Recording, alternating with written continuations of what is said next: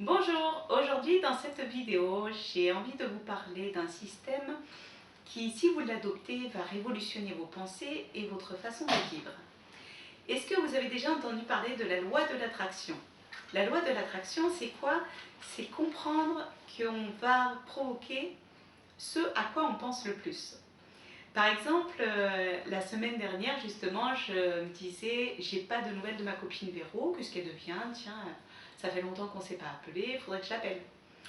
Et figurez-vous qu'une heure plus tard, je recevais un texto de ma copine Véro qui me demandait des nouvelles. Voilà, ça c'est le principe de la loi de l'attraction. A l'inverse, on peut attirer des événements négatifs si on a des pensées négatives.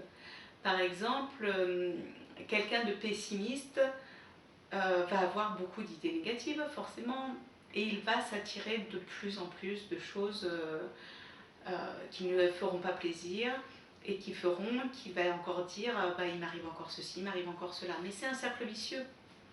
En fait, le but pour bien utiliser la loi de l'attraction, c'est comprendre qu'il faut se débarrasser de toutes ces idées négatives. Alors, il faut procéder pas à pas pour y arriver. La première chose à faire, c'est se débarrasser son cerveau des choses inutiles finalement, qu'on garde en tête. Par exemple, tout ce qui est liste des courses, rendez-vous chez le docteur, tout ça, il ne faut pas le garder en tête parce que ça surcharge finalement pour pas grand-chose. Donc on va prendre un petit carnet et on va noter tout ça sur ce carnet. Donc rendez-vous chez le docteur à telle heure, faire tourner la machine, la liste des courses, etc. Une fois que le cerveau est débarrassé de toutes ces choses, on va pouvoir travailler sur un deuxième exercice.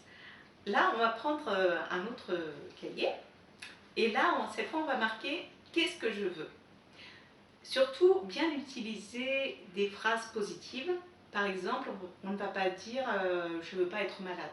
Ça, c'est négatif, c'est pas bon. On va dire « Je veux être en bonne santé ». Voilà, on va toujours utiliser les phrases positives parce que le négatif, le cerveau, il retient juste malade et il va attirer la maladie. Donc, des phrases positives, par exemple, je veux changer de travail, et on va détailler, on ne va pas s'arrêter là, on va dire je veux devenir psychologue, par exemple.